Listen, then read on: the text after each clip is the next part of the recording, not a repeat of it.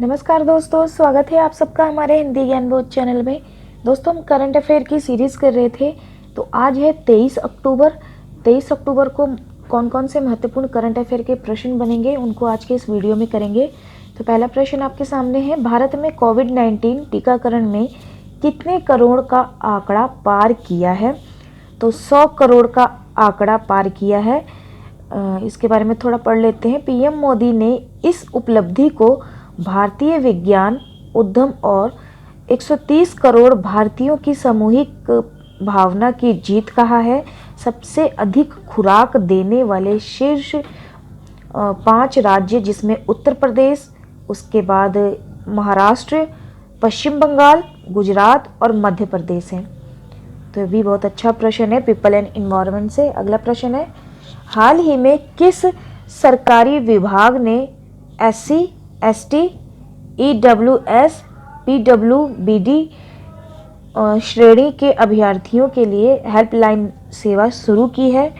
तो ये की है UPSC ने। UPSC संघ लोक सेवा आयोग ने हाल ही में SC, ST, EWS, PWBD श्रेणी के अभ्यर्थियों के लिए हेल्पलाइन टोल नंबर फ्री 1800118711 सेवा शुरू की है।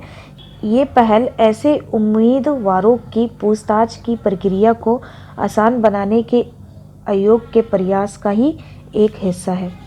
तो ये भी अच्छा प्रश्न है। अगला प्रश्न है, नेशनल ब्रॉडकास्ट डे हर साल किस तिथि को मनाया जाता है?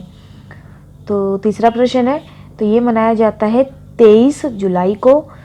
तो ये देखिए UGC नेट पेपर 1 में जो यूनिट 8 है, कंप्यूटर वाला जो यूनिट है, उसमें से ये बहुत अच्छा प्रश्न है। हर साल 23 जुलाई को नेशनल ब्रॉडकास्टिंग डे यानी कि राष्ट्रीय प्रसारण दिवस मनाया जाता है। इस दिन इंडियन ब्रॉडकास्टिंग कंपनी IBC, ये इसकी फुल फॉर्म है, इसको भी ध्यान में रखिएगा, ने 23 जुलाई 1927 को बॉम्बे स्टेशन से रेडियो प्रसारण का आयोजन शुरू किया था। इस आयोजन को यादगार बनाने के लिए ऑल इंडिया रेडियो ने नई दिल्ली में न्यू इंडिया और ब्रॉडकास्टिंग मीडियम के निर्माण के लिए आयोजन किया गया है। तो ये भी अच्छा प्रश्न है। 23 जुलाई को मनाया जाता है broadcasting day, national broadcasting day.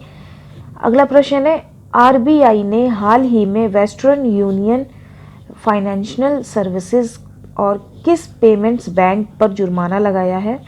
तो ये लगाया है पेटीएम पेमेंट्स बैंक लिमिटेड में। कुछ निर्देशों का पालन नहीं करने की वजह से RBI ने हाल ही में वेस्टर्न यूनियन फाइनेंशियल सर्विसेज पे 27.78 लाख रुपए और पेटीएम पेमेंट्स बैंक लिमिटेड पर 1 करोड़ रुपए का जुर्माना लगाया है। तो अगला प्रश्न देखते हैं, भारतीय सेना ने हाल ही में किस राज्य में चीन से लगी सीमा के पास एडवांस रॉकेट लॉन्चर पिनाका और स्मर्च तैनात किया है? तो ये किया है अरुणाचल प्रदेश में। भारतीय सेना ने हाल ही में अरुणाचल प्रदेश में चीन से लगी सीमा के पास एडवांस रॉकेट लॉन्चर पिनाका और स्मर्च तैनात किया है। यह एडवांस रॉकेट लॉन्चर पिनाका बहुत घातक हथियार है। इसका नाम भगवान शिव के धनुष पिनाक के नाम से रखा गया है। तो अगला प्रश्न है, हाल ही में अंतर्राष्ट्रीय हकलाना जागरूकता दिवस कब मनाया जाता है? तो ये 20 अक्टूबर को मनाया जाता है। इस दिन का उद्देश्य उन लाखों लोगों के बारे में जन जागरूकता बढ़ाना है जो हकलाते हैं या जिन्हें बोलते समय हकलाने की समस्या होती है। और इस दिवस की जो थीम है 2021 के लिए, वह परिवर्तन बोलें जो आप देखना चाहते हैं, ये थीम है इसकी। अगला प्रश्न है, हाल ही में रक्षा मंत्री राजनाथ सिंह ने कब तक 35,000 करोड़ रुपए की रक्षा उपकरण के निर्यात का लक्ष्य रखा हुआ है? तो ये रखा है 2030 तक के लिए। चलिए अगला प्रश्न, हाल ही में खनन और इस्पात क्षेत्र के सहयोग के लिए भारत ने किस देश के साथ समझौता किया है? तो ये किया है रूस के साथ। अगला प्रश्न है, हाल ही में अमेरिका ने किस देश को चिंता की सूची के देश में शामिल कर दिया है? तो ये अपना भारत। भारतीय अंतर्राष्ट्रीय फिल्म महोत्सव का कौन सा संस्करण हाल ही में गोवा में आयोजित करने की घोषणा की गई है? तो 22वां संस्करण है ये। अगला प्रश्न है, आयुर्वेद पौधों के लिए आयुष वन का उद्घाटन किस राज्य में किया है? तो ये किया है गुजरात में। अगला प्रश्न है, चाय कॉफ़ी की खेती को बढ़ावा देने के लिए किस राज्य ने एक बोर्ड का गठन करने की घोषणा की है? तो ये की है छत्तीसगढ़ राज्य ने।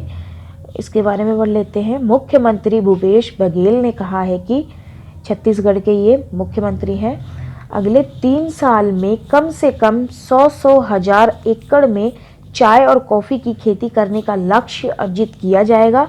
चाय और कॉफ़ी की खेती करने वाले किसानों को राजीव गांधी किसान न्याय योजना एवं कृषि विभाग की अन्य सुविधाएं भी दी जाएंगी।